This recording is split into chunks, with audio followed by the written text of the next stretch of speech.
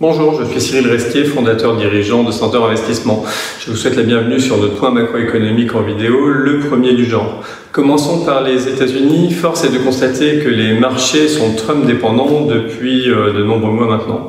Néanmoins, le président américain doit choisir entre la politique de long terme, la guerre commerciale et l'Iran d'une part, et les marchés financiers en maintenant la pression sur la Fed d'autre part. Ceci afin que Jay Powell maintienne, voire baisse les taux directeurs, ce qui sera compliqué vu les bons chiffres de l'emploi américain de cette semaine. Trump préfère donc les marchés, il a choisi la bourse.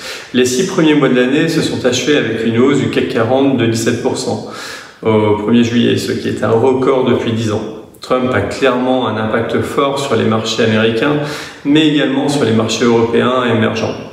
Il nous a confirmé son appétit pour la bourse et sa réélection lors du G20. Les performances des indices américains reflètent selon lui le dynamisme de l'économie américaine. En effet, le Dow Jones et le S&P sont au plus haut, ce qui est le signe d'une bonne santé financière des ménages américains qui s'enrichissent grâce au taux bas et ce qui est très porteur pour les prochaines élections.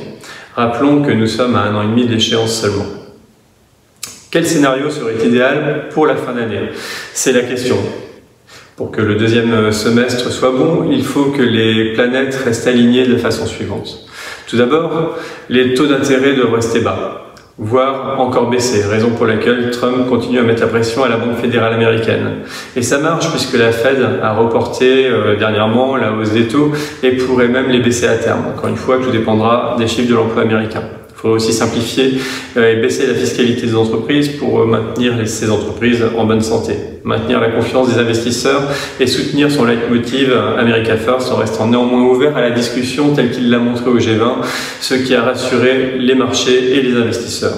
Qu'il lâche du lest sur la Chine et les droits de douane, qu'il temporise avec l'Iran à l'aide d'une médiation peut-être avec la Russie. Plus la réalité se rapproche de ces éléments positifs pour les marchés, et plus les marchés qui adorent ça salueront ces stratégies, même si en façade Wall Street et les investisseurs d'une manière générale critiquent Trump. Ce scénario leur permettrait pourtant de gagner énormément d'argent, orienterait probablement le vote très favorablement pour Trump et provoquerait un nouveau rallye sur les marchés. Notons par ailleurs que les indices mondiaux ont augmenté de 15,6% depuis le début de l'année, ce qui est un record. Tout cela est donc porteur pour les marchés français et les marchés européens, ce que nous avions expliqué dans nos articles de fin d'année 2018 sur centerinvestissement.com. Nous avions prévu un rebond puissant dès le début d'année du fait de l'irrationalité de la baisse de 2018 au regard de la bonne santé structurelle des entreprises. La hausse devrait donc se poursuivre tant que Trump mettra autant d'énergie à alimenter les bonnes nouvelles.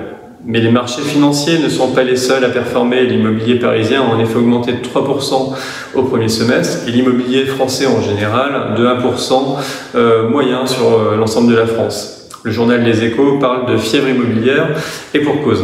Les taux n'ont jamais été aussi bas. Les banques centrales font donc le job pour favoriser non seulement les marchés financiers, mais également le secteur de l'immobilier. Et nous ne parlerons pas de la dette publique qui pourrait diminuer par le jeu des taux négatifs. En clair, les pays empruntent et gagnent de l'argent. Cela remet en cause toutes les théories économiques historiques que nous avons apprises sur les bancs d'école. Du jamais vu. Finalement, on va diminuer la dette publique en s'endettant. Mais ce n'est pas tout.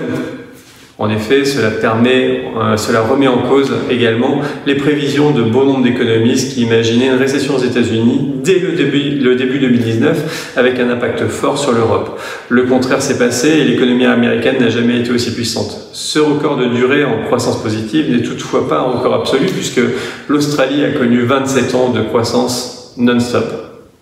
Nous sommes donc très optimistes pour la fin d'année, notamment sur les moyennes et petites capitalisations qui ont du retard à rattraper. Par contre, la question des fonds en euros émerge puisque le rendement de cette exception française est dépendant des taux. Et avec les taux négatifs, il y aura forcément un impact sur les fonds en euros qui devrait finir par disparaître à terme. Ceci dit, il ne rapporte plus grand-chose aujourd'hui. Voilà, c'est la fin de ce point macroéconomique et je vous dis à bientôt pour une nouvelle vidéo. Merci de votre attention et à très vite. Au revoir.